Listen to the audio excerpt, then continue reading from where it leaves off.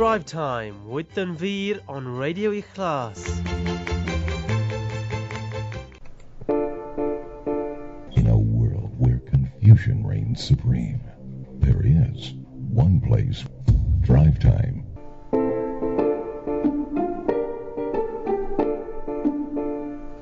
Drive Time.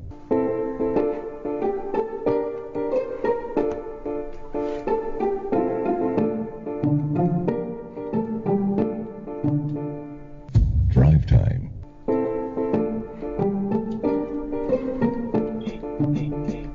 Drive Time.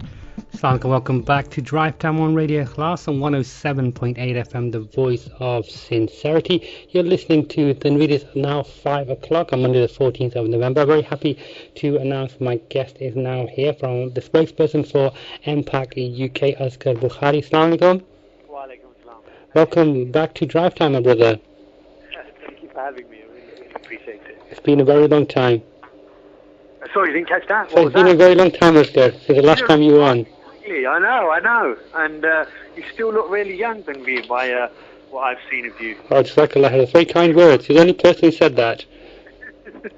Okay, now, Asghar, your beliefs are that Muslims need to engage in the community and be politically active. Why do you feel so strongly about that? I think it's just pure mathematics, logic.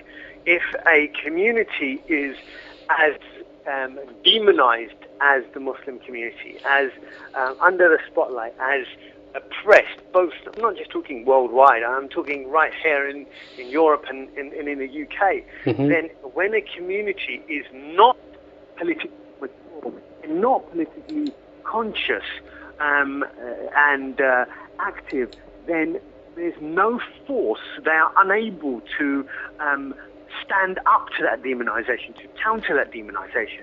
And so they become totally at the mercy of those people who are demonizing them.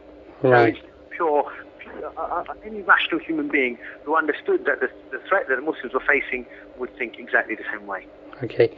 Now, many Muslims believe it's haram to vote in the United Kingdom for a non-Muslim government. You also did a documentary with Trey Azam about it. Can you tell us a little bit more about your feelings about this and about the documentary? Yeah, I've done two documentaries. One with Trey Azam, who's a really great guy, and his producer was Abid Mar, who's a brilliant producer, and one for Channel 4 called Operation Muslim Vote. And both you can find on the internet, the into Google, and you should be able to pick them up. And all it was camera crews basically followed us and tried to kind of watch our attempt during election periods to get the Muslims out to vote, to vote tactically, vote strategically. The problem is that the older generation, and I know my family is exactly the same way, almost voted like sheep. They basically vote along party lines, almost like in Pakistan, Bradri system, and everyone votes en bloc for the MP, no matter what that MP does. And the shocking thing was, when we started to do our research, is a lot of these MPs were either pretty anti-Muslim, some of the most anti-Muslim MPs were elected by Muslims, or they were apathetic. They didn't do anything for the Muslims. So, they put their topi on their head or a headscarf when they came into the mosque. Everyone thought, wow, how great these MPs are, and so happy to shake their hand. But if you looked at their track record, what they've actually done for the Muslim community, it was pretty much nothing, zero. And yet we continued to vote for them like sheep. And so what we did was we went out there and we said, well, hold on. We started to give leaflets outside the mosques and speak to Muslims and do talks. We started to say, what has your MP done for you? And, we highlighted if there was any anti-Muslim things that the MP had done. We were shocked to find that most Muslims didn't know about it. And even when a lot of these Muslims did know about it, they didn't care. They were so politically immature, so kind of pacified in a way that it didn't make any difference how they voted. They would continue to vote in this kind of slave-like way. So, that was sort of really the documentaries were about. Right. Do you feel it's still the issue today that people are voting in regards to brotherism or who their friend is? not actually looking at the policies that this councillor is looking to implement. Oh, nothing's changed, and it won't change. Why? That's good. I think you keep breaking up. Sorry. Can you hear me? I can. Yeah. Yeah. Nothing's. If that continues, you could call a different number. But let's try on this phone for the moment. Okay. Nothing's changed really, and the reason is because who's teaching them to be politically mature? Remember, if a community, let's say a community can't speak English, I'm just giving an example here. Yeah. And you can't just assume that, in 10 years' time they're all going to be able to speak English. Someone has got to educate them. There's got to be schools, there's got to be universities, there's got to be some program to change the state of a community from X to Y. Whereas if you look at the mosques and the ISOCs and the bookshops, they aren't teaching the Muslims how to become politically mature. They're doing the same old talks, the same old irrelevant subjects or minor issues. So, how can the Muslims ever become politically mature when there's no education program out there to teach them that? So nothing will change until the institutions of education for the Muslims, that is our mosques, that is our ISOCs, that is our bookshops, that is our scholars, that is our circles, start to understand that political education of our community is the highest priority, not the lowest priority. Right now, if you ask a Muslim about now, should women wear nail varnish, they'll know. Ask them what their MP has done, they haven't got a clue. Right. But why do you feel it's so important that they need to know this? And why do you feel it's so important for them to vote? Some people might just say, they can't be bothered to vote. Why is it so important? Every single thing that governs your life, everything, is down to people voting. Is down to the MPs that make laws about you. Look at Baba Ahmed. I don't know if people have been involved in this campaign. He weren't locked up just for fun. He was locked up on the basis of laws that were passed, right? Now, who passed those laws? Many of the MPs who we voted in were people who backed those laws, who pushed for those laws. So it's our fault. Over 100 MPs could have been swayed in England to ensure that those type of draconian laws were not passed. But we're more interested in talking about what item of clothing or what sect is wrong in Islam and why the mosque down the road is so bad, than we ever are about our very living conditions, our rights. Look at this group, Muslims Against Crusade, that got banned. Yeah. The MAC. Yeah. Weren't too upset about that. But look at the EDL. Are they banned? No. So, again, why? Because we've got no power. We've got no political power. And yet EDL, people who support the EDL are responsible for burning mosques down, for beating people up, destroying their lives. I know a particular person who had his face smashed in by people of the EDL. So much so they had to have metal plates put into his face. But we don't hear about this. Because who's going to tell us? If the news don't report it, the mosques aren't going to talk about it. The ISOCs aren't going to talk about it, because guess what? What's the big deal? Why do we have to know about politics? Our very lives are being demonized. Again, I ask you, do you remember when Shilpa Shetty was insulted on I think it was on Big Brother? She was racially abused, yeah? Yeah, now the Prime Minister came out, right? And he condemned what had happened to Shilpa Shetty, right? Right, yeah. But yeah, every single day the Muslims and people that we care about who are Muslims are demonized and attacked. Worse than Shilpa Shetty ever could. What has our Prime Minister ever done for us? So why do we say it's such a small thing that politics is so unimportant? And yet we talk about minor issues of Islam and make them major in the mosques. But the things that affect our life, our prophet being demonized, our God being demonized, our religion being demonized, people being attacked, beaten up in the street, nothing. I mean, because we don't understand how important politics is. I think you talk about how important politics is and people should vote, but surely there's another issue in politics that you need the right representatives with the party, so people have somebody who they have confidence in voting for. Look, first we need to understand, right? There's two things here, right? One is politics just isn't about voting, right? Any political action is what we need, any and all political action.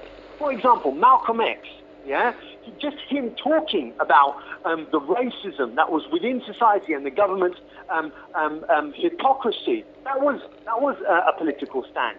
You standing up and telling the truth to speaking up about issues like Palestine or Islamophobia. That's a political stand.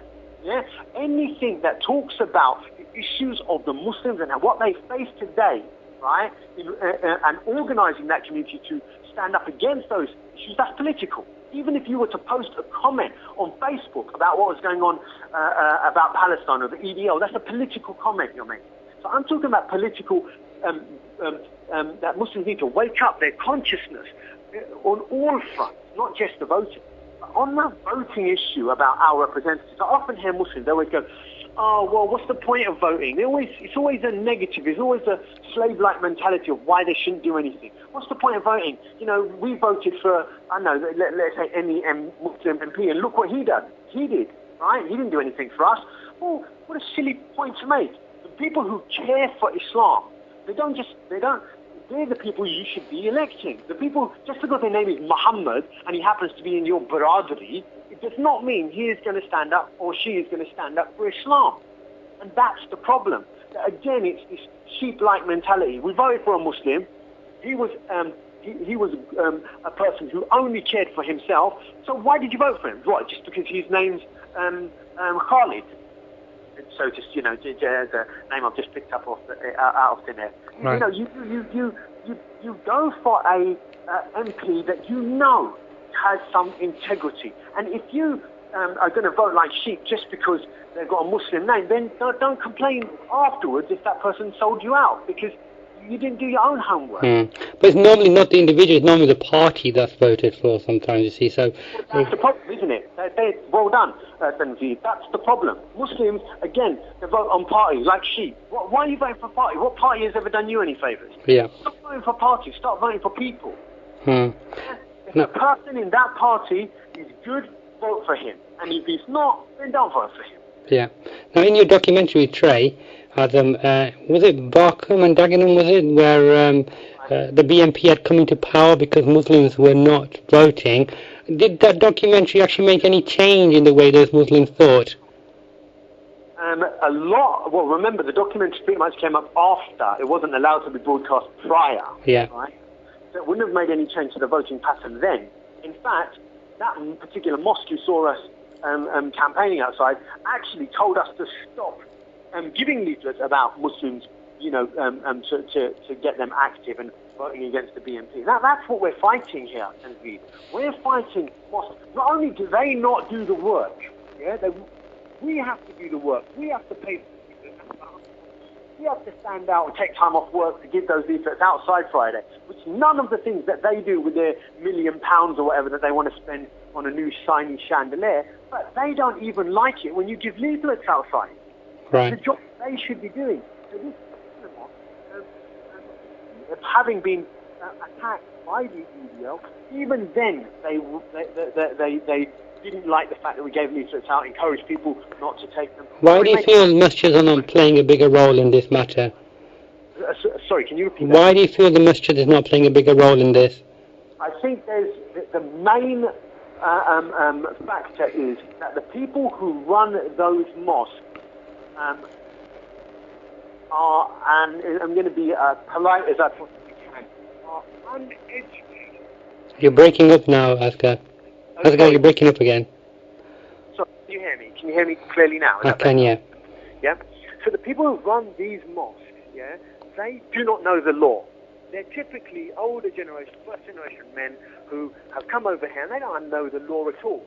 And they typically came here for economic reasons, and they did a good deed and they built a mosque, yeah? And what they think is that if they speak about anything political, they're going to end up in prison. Right. And it's such a silly thing to think, because if you turn on the BBC, they're talking about political issues. If you open the Guardian newspaper, they're talking about political issues. Why is it that the non-Muslims can talk about political, but a Muslim thinks that if he opens his mouth, he's going to end up in jail? I'm not asking them to say something stupid. I'm saying be politically educated about your rights and educate your community about their rights. I think you're making a bit of a generalistic view, saying that there's a lot of older people running masjid committees. Actually, I think it's changing a lot now. I mean, our local masjid, the Jamia Masjid, is has got a variety of people on board, from young to old, with very different educational backgrounds. And in fact, we have become the first city to get a state-funded Islamic school as well. So, you know, you can say there are some masjids who have got great examples of great committees on there, you see. I mean, you know, there may be some examples of, you know, some masjids who are still like that, but I've not actually ever come across any. Tanveer, then you and me are going to have to disagree. I think the vast majority of the mosques in this country are apathetic, have got totally not in touch with what is going on in the world, and worse, they actively refuse to do anything to help the Muslim community stand up on their own 2 feet and become mature in any of the actions they need. All 99% of the mosques, all they ever do is teach the Muslims how to read the Quran and even then, normally the kids don't end up knowing exactly what the Quran means, right, because they're reading in Arabic. So I disagree with you. And if you're right, if I'm wrong and you are right, then let me ask you this. There's thousands, and we can take any issue, and I'm not just talking about, I'm just going to pick a issue up out of thin air, right? Yeah. Let's take the voting records of Muslims in any area, Muslim in this country, apart from maybe one area that you're going to pick in Birmingham with Salma Yakubian or something. Yeah. In the rest of England, how comes that Muslims voting along lines that against 4 MPs that are actually actively working against them? If I take another area, Baba Ahmed, around the country, why was it that the maximum mosques did was pretty much encourage people to sign a petition? He's been in prison for 7 years. Could you imagine any other community allowing people to be locked up for 7, 10, 14 years without trial, and they've never raised a massive nationwide campaign? What about his family? What about how many hundreds of Muslims are locked up without trial? Who's looking after their wives? Who's bringing up their children? Where are the mosques? There's so many prisoners in things. When are the mosques going to organise some sort of fund for their families? So you can't tell me that these mosques are doing something amazing. They're doing nothing. And if they're doing a little bit, that's what they should be doing. You know, I'm not. It always amazes me. It's like a sweet shop, and one day you go into a sweet shop and there's nothing in there for 10 years, and one day the sweet shop owner, he's got a Mars bar, and then everyone's so happy. Oh look, the sweet shop owner, he's got a Mars bar in the sweet shop. Well, that's what he's supposed to have. He's a sweet shop. So when the mosques do something, that's what they're supposed to do. What are they there for? I think they're not just open the gates on Friday prayer, collect some money, and then close it again. I think that's the issue, Asghar. This is the issue. You mentioned Friday prayer Jummah, right? That is the only time when you have a large congregation in the masjid. Okay, so basically, as you know, there are a lot of masjids who are empty pretty much of the week, except for when they have children in the madrasas learning the Quran. Okay, so the only way you can get the message across to the public is on Jummah Khutbah, isn't it? Okay. Let me take that up. Again, I've heard this defense of the mosque so many times. To be honest, there is no defense. Anything you want to put forward, I will counter with the logical explanation. Firstly, you talk about the Jummah Khutbah. 99% of those mosques out there don't even use the Jummah Khutbah for any benefit to the community, that actually social benefit. Let me give you an example. There was a Palestinian vote for United Nations that the whole country, the whole world was talking about. The massive mosque in Aldgate East, what was he talking about? Women should not come into the mosque wearing perfume. You see the disconnect between what is happening in the real world and what is happening in the minds of the people who are preaching. Let me just move on to why there was, you say there's no one in the mosques.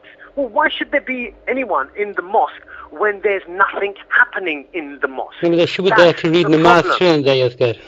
Sorry? They should be there to read namaz 5 times a day. Well, they should be there to protect their community, right? Yeah, sure. So there's no point talking about they should be there for they should be there for namaz. If the mosque is not there doing social things, right, then they're not doing anything. It's easy to say they should be just there for namaz. Islam isn't just namaz, right?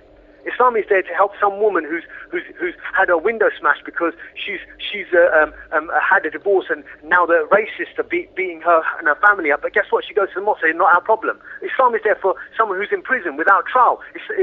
Right? The Muslims are there for them. Islam talks about people who are homeless. What's happening with the mosque? They just open the mosque for salah and then complain when no one turns up. The mosque is there as a social center. That's what the Prophet, peace be upon him, had as the mosque. And yet, we complain that the Muslims don't turn up. I complain that the mosques aren't doing enough.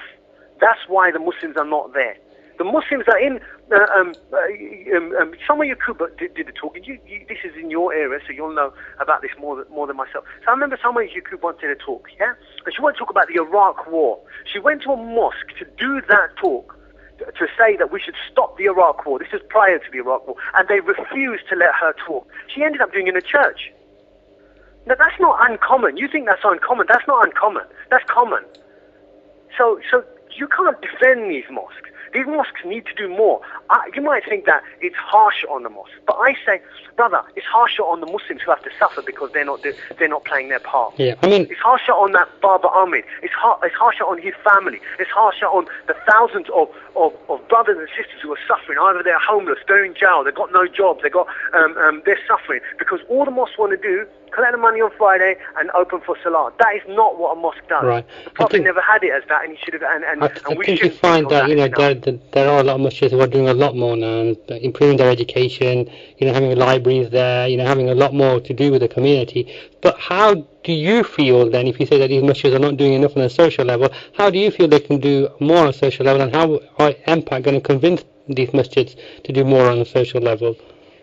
The first thing that you do if you want any change in any institution is you need to highlight the need for change. As soon as I say that there needs to be change, believe me, and this is the course of this, it's the same anywhere, in any change. When the Prophet, peace be upon him, came about, and prophets before him, and Malcolm X, and you name any reformer of society, when they bring about a new idea and demand an improvement for society, what happens is that society is so used to being in their kind of backward state that they react, they respond, they go, no, it's not as bad as you're saying, everything's okay, stop causing trouble, stop. And so they want to remain in that state. So the first battle that the Muslim who wants to see an improvement within society has to do is he has to battle to get the idea for change on the agenda. And he has to win the argument against those people who want everything to stay the same, nothing to change, everything's okay, stop causing trouble, yeah?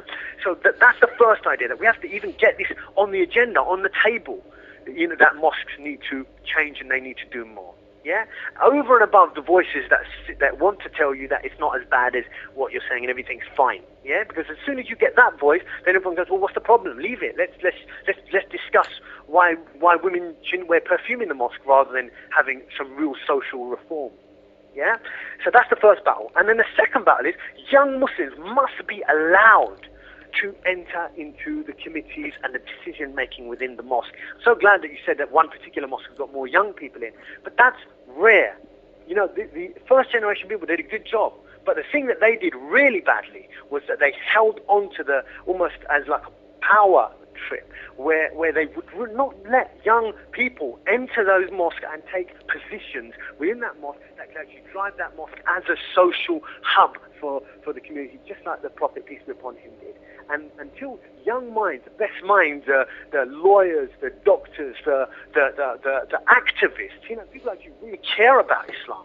Now, I'm not really interested in how much money as a profession you earn, but the people actually are activists out there, the people actually really doing something for Islam, right? Defending Islam. They should be in those committees because they understand what the Muslims lead more than any, even more than any, solicitor or doctor or whatever. These activists know what the Muslims need because they're out there battling on their own from their bedrooms trying to help the Muslim community. So they should be allowed into that mosque to make that mosque a living hub and the center of our community. That's the second step. But the first step, before they're ever going to feel any pressure to allow these young activists in, they've got to feel that the community wants it. And that means we have got to get the message out to and defeat those people who say there doesn't need to be a change, and we have to win that argument with the public, and the public, and then once they're educated and they go, yeah, we should have a mosque that does more than this, then the pressure is going to start building to allow these young activists in. Right, okay. Let's slightly move on then.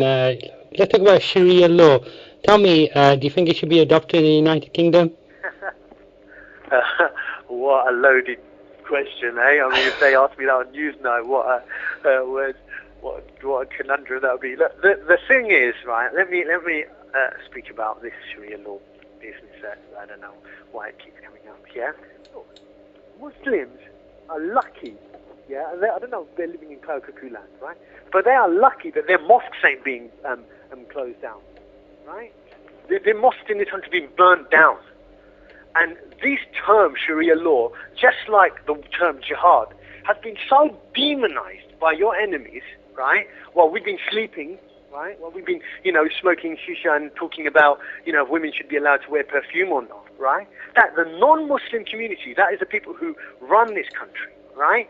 And are the majority in this democracy, hate that word. They hate it because they don't understand it.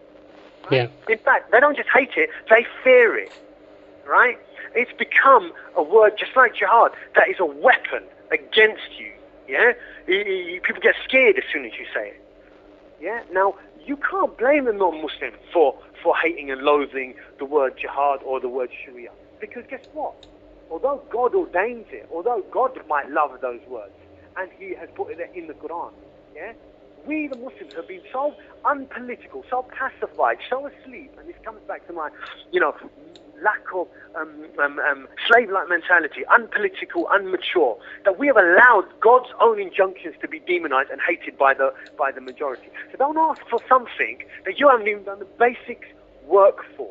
I was on the radio, I think it was Radio 5 Live or something like that, a couple of years ago, and there was some prominent leader who quite a rational guy, and he asked for Sharia law, and bang, straight away with headlines and demonizing. And I said him and me on a debate in radio, and I said to him, we haven't done the basics. You haven't done the basics to convince people that this isn't a bad thing. So why are you coming out now, going to a television and scaring everyone with it, and making everyone as a stick to harm the Muslims? But surely, the Muslims should have, a form of Sharia law for them to follow. I mean, the Jewish people have their own kind of laws. Maybe would they agree that the Muslims should have mountains made of gold and lovely palaces, but do they have it? No, because they haven't done the work for it. So forget what the Muslims should have. Muslims should have Mercedes outside every house and angels floating around their heads. They don't, do they? Because they haven't done even the basics. The basics to do anything. They shouldn't be killed in Palestine, but they are. They shouldn't be invaded in Iraq, but they are. We shouldn't be demonized in England. The papers shouldn't be attacking us in England, but they are. What are we Muslims doing about it is the question. Yeah, it's not about what we should have. We should have lots of things, but we don't have them. And I don't blame anyone for not having them. It's our own fault. This is a simple thing. Let me give you an example, right? And again, everything comes back to priority, comes back to a political, active Muslim that is not being created by these mosques and ISIS scholars that would just want to debate about minor things. I said to the local, one of these mosques that I visit around the country, and I said, look, why don't you have non-Muslims every month invited, thousands of them, not just a local priest, yeah, but give out invitations on cards and have a hotline, right? That it's just a 24-hour hotline. Anyone reads something in the paper that they hate about Islam and they're scared, they can call up. Let's say Sharia, yeah, or invite people in the local area to have a meal, non-Muslims, to talk about Sharia or talk about something that they're scared about, yeah, jihad or what are these words that they've heard in the paper but they don't really understand. And the mosque simply said, point blank, no kuffar in the mosque. And in this kind of crazy way, what I'm trying to say to you is that you cannot change society until you have the institutions that represent Islam backing you in the change of that society. Because what are you going to do then? How are you going to convince them? Do it from your bedroom? You might be doing a great job from your radio station, yeah? But your radio station is one radio station. And there's 60 million non-Muslims in this country. And how are they going to hear about it? So it has to be a real movement within Britain, a new change of a mindset that makes those Muslims realize that every single talk that we ever have about, one talk about jinn, another talk about is our trousers above our ankles, another talk about leather socks, these are all important, but they are not as important as your life and your liberty, and you cannot have anything, Sharia law or anything, until you wake up to that fact that that you need to be politically educated and fight for that and educate and mobilize and organize for you to achieve anything in this country. And right now we have none of that. Right. I believe any talk about Islam is equally as important. You know, if it is about how you do your wuzu and about leather socks, it's equally as important as No, it's not your equally as social. important, David. I mean, it's because you need to know the basics about Islam to be a Muslim as well, don't you? Well, this is a classic fallacy and actually has no Islamic basis. Firstly, this is so many times I've heard this argument. Things are equally as important. Incorrect. Islam is a prioritized religion. Any simple analysis of that will show you that every single thing in Islam is based on a priority, right? For example, fasting. It's a priority, but in jihad, it's no longer a priority. If you are pig, you're not allowed to eat it. But if you're starving, you are allowed to eat it. Every single thing is based on priority, right? So how can it be that Muslims think that all the religious injunctions are the same? They're not the same. The defense of Islam and the Muslims is the highest priority. Everything else takes a lower ranking. So why do they think that everything's as important? It's not as important. As to the second part of your point where you say the basics, and this is again something that because the mosques have taught us to think in this poor, unanalytical way, it becomes almost un-Islamic. But what are the basics of Islam? The basics of Islam are not the 5 pillars as people think. The basics of Islam is the farad, right? The obligatory acts of Islam. Right? That's the basics. And if anyone says that you can do one but not the other, then could you say, well, I'll pray, but I can't be asked to fast in the month of Ramadan? Equally, a farad is a farad, obligatory act, right? So, defending of Islam, according to all scholars in the history of Islam, is a farad act. So how can someone think that the defending of the Muslim is not as important as fasting, for example, or Hajj? In fact, believe it or not, there is hadith to say it is more important than Hajj. It is more important than fasting. So no one can argue that that's not a basic. That is a basic. The defense of the life and liberty of the Muslim, of course it is a basic. So anyone who thinks that they've got to do things like talk about should women wear perfume and think that is a higher priority than the defense of their brothers who are suffering or their sisters who are suffering doesn't know that Islam is prioritized. And the reason why they don't know is because their scholars, their mosques, don't talk about it. And if anyone disagrees with me, bring your evidence. You're not going to win this debate because you're wrong. Right. Let's move on a bit to global affairs now. What have you made about the Arab Springs and the falling of the dictatorship, sir? Oh, what a amazing turn of events for the world, and something that I think deep in the heart of every Muslim, was, we've been waiting to have our own liberty, our own freedom, to see that crumbling of that system of dictators before our eyes. I never thought I would see it in my life. I never thought that. And to think that I lived through that time is probably, for me, it's probably the most historical period or the most significant period in the life that I've lived here. Yeah. So I couldn't be more happy. I remember when Egypt fell, everyone must have thought that I'd gone nuts because I was shouting down the street, Allahu Akbar. I was so happy. Yeah, I watched minute by minute. When I went to Egypt for a holiday, the first thing I did is I went straight to Tahrir Square. And did you see any difference? I don't know whether you've been before or not, but could you see the difference? There was a massive difference. Yeah, the people were free in their hearts, their smiles, it was like the oppression, the secrecy, the secret police that was everywhere. They weren't afraid anymore. And that's something that I found. When I went there, I remember I broke down in tears because the people there when I entered Tahrir Square, I felt for the first time a touch of how Medina must have been in the time of the Prophet. There were poor people. I'm talking, there weren't the rich people there. These were poor people, and they didn't have anything. They were just on the pavement, but they slept there, and they manned the gates to ensure that there was no secret police trying to enter, and they checked you, and they did it all for free. And when I tried to give them money, just say, look, take something, you could see from their clothes they were rags. They were too proud. They were saying, oh no, I can't take that. Because for them, they were doing this for God. They were doing this for Allah. They were doing this for their freedom. Yeah. They weren't taking it for money. They weren't. But I thought to myself, I never seen that amongst the Muslims in Britain. They're so wrapped up in money, so scared of everything, so ready to argue over stupid things. Would these people sacrifice their life, their time? They slept on the pavement in the cold and under threat of attack from secret police.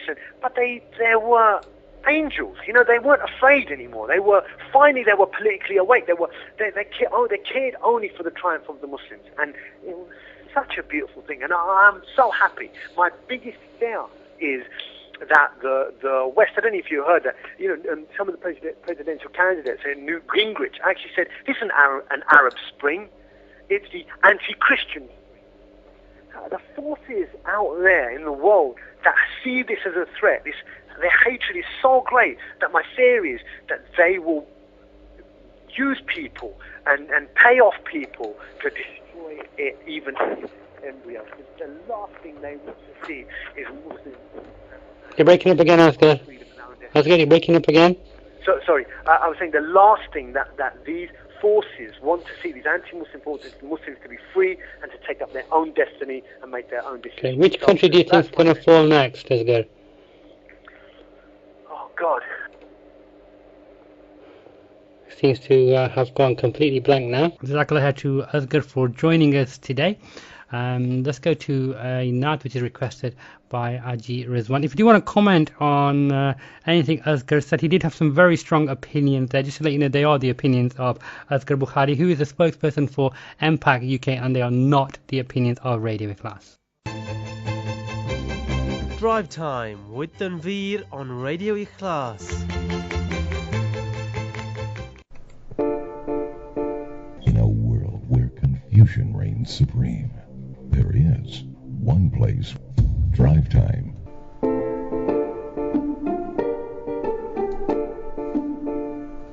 Drive Time. Assalamu alaikum, welcome back to Drive Time on Radio Ikhlas on 107.8 FM, the voice of sincerity. You're listening to Tanveer. It's now 5:46. We have a phone call. We're going to line one. Assalamu alaikum. Wa alaikum salam. How are you, brother? You okay? Alhamdulillah, good. Okay, so brother, you want to comment on what Brother Saqib, Brother Asghar Bukhari said? There's two points that he made which I thought were really nice. One was this issue about the basics in Islam and what that has to do with politics. And the second one was about priorities. Yeah. The issue of basics, I think, is really confused. For Muslims, we've never had an issue of separating religion and politics in our history. Right. The Prophet himself was a ruler of Medina, wasn't it? And his companions were rulers of large empires, large states that spanned from Morocco all the way towards India. So Islam and our personal lives, social lives, politics is always mixed. That's never been an issue. The issue started, I think, and this whole debate about what are the basics of Islam was when the secular nationalists carved up the Ottoman Empire in 1924 and they took over. Yeah. I remember, for example, the Sufi group Naqshbandis. They fought against many of these people. They were finally defeated and crushed. They were part of jihad against the British in the First World War, and they supported the Ottoman rulers. Mustafa Kemal Ataturk and his secular nationalists crushed them, threatened to slaughter the lot of them unless they went back to the mosques and stuck with what he believed were the basics, which were just the rituals of Islam and the creed. Right. And ever since that day, across the Muslim world, all the rulers who are secular nationalists, which the Muslims are rebelling against and want them all out, most appointed by the West, did a similar policy. Yeah. The Muslims then have started to believe, because it's now been a policy and through our education systems, universities, TV, media, how the mosques are funded, they've re-emphasized religion is a personal matter, learn the basics such as wudu and salah and your rituals and your creed. And when it comes to politics, until your basics are perfect and ready, you'll never really be able to address it, which is absolutely So can I just stop you, please? I know that was one of the points mentioned. I just want to talk to you about something else, and then appreciate you giving me your opinion. I want to talk about his point about him saying, and you may have missed it because I know you didn't listen to all the show. I want to, sorry for butting in as well. I want to ask you about his question, saying he said that masjids need to play a bigger role in the social aspects of being a Muslim. I just want to ask you what your feelings are about that. I disagree. The mosques should play a role in the social aspects, and they do. Yeah. The community need to ensure all our institutions play a big role in our social affairs.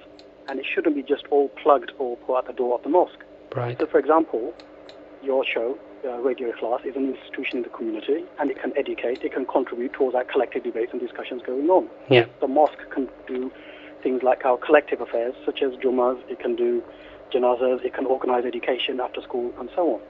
But, for example, the majority of our community has a mortgage. Now, for a Muslim community, that's really unusual for it to be done en masse. It's a clearly known haram. So doesn't it make sense? Just like how some individual families do committees, why not set up a trust fund or a collective community committee, separate organization, separate institution? We all put money in, it buys properties. And it sells them to people who need properties in the community without mortgages. It sells it to them at cost. They pay it, and maybe they contribute also towards some rent. And when they pay half the property funds back, they pay half the rent. And when they pay all of the money back, they own it all, they pay no more rent. That as an institution is needed in our community. It's a political matter. Yeah. We also need, for example, people who are elected by ourselves who deal with our collective community political issues. For example, in our communities and up and down the country for some reason, we have red light districts. You walk up and down Normanton Road and you'll see billboards with hello boys and women in bikinis. I don't know if you remember the bus stop a few weeks ago. On Normanton Road. Had a woman in bikini selling M&S bras and such like. Yeah. Some guys, I think, sprayed over it with a hijab. Next day, the council was down and they cleared up the hijab and the jilbab they'd sprayed over her to reveal a semi-naked woman again, which 80% of the people who go up and down Normanton Road will see. Yeah. Surely we need people in the community who stand up, which we elect, and don't chase after parties like Tories and Labour and Lib Dems and fulfill their political agendas. They fulfill our political needs, our Islamic political needs, and they lobby the council or the government and say, we don't want this rubbish in our communities. Could you pass laws that make it porn-free? I don't know if you know, Normanton Road is alcohol-free. There's a stretch which the council has passed bylaws to make it alcohol-free. Why not make it, our communities, porn-free? So we don't have this kind of billboards and this kind of rubbish. Why not make it prostitution-free? So we don't have on that at the moment up and down Normanton Road. Now you said that there should be a political party which represents the Muslims. Are you trying to say there should be a separate Islamic party that... No. No? No, that's not needed at all. All that's required is the guys who, for example, yourself, your committee guys on Radio Ikhlas, sit with all the mosques, arrange a meeting, monthly meetings with all the mosque committees. Get the guys at the Pakistani Community Centre, invite the public, and say that we need to choose somebody who can stand up and represent our collective community matters in the next elections. He's not with any party, he's not with any group. We can elect him between ourselves, and if we're not happy that he's Sufi or Brelvi or from one denomination or another, rotate it. Every year or 2 years, he's from one side of the community and then from another side, but we collectively set the agenda. These are the points we need you to lobby on. These are the points that the community need to be able to live according to an Islamic way of life. So basically you're trying to like a lobbying group, so I'm going to lobby parliament and things like that. It's not I wouldn't say it's a lobbying group. It's our political representative who goes and says this is the last list of demands or the needs this community has to be able to live according to their way of life. They want to deal with crime. They want to deal with filth. They want to deal with drugs. They want to deal with these sexual grooming scandals that are going on. The BBC are now digging up, there's beatings going on in the mosques and such like. So we have collective issues which are separate from these theological disputes and these basics which we keep being reminded of having long beards and turning up trousers and getting the finer theological points of our creed, nitty-gritties accurate. They're not dependent on those. Those are separate and those can be taught and discussed separately. All the communities, and I was talking to some guys from the Tablighi side and the Deobandi side a few weeks ago, and they were saying we need to collectively pull our socks together because even we feel them in our section of the community. The wider community feels similar stuff, so why don't we collectively sit together and get people who will actually stand up and represent what our needs are, rather than these self-fulfilling politicians who want to be MPs and they want titles and pats on the backs, and when they go to Pakistan, this is a minister and this is a councillor and now he's going to be mayor, and their interests are just for themselves, for their political parties who set their agendas and whips who will whip them into line if they start to move away from it, and they don't represent us at all. Yeah.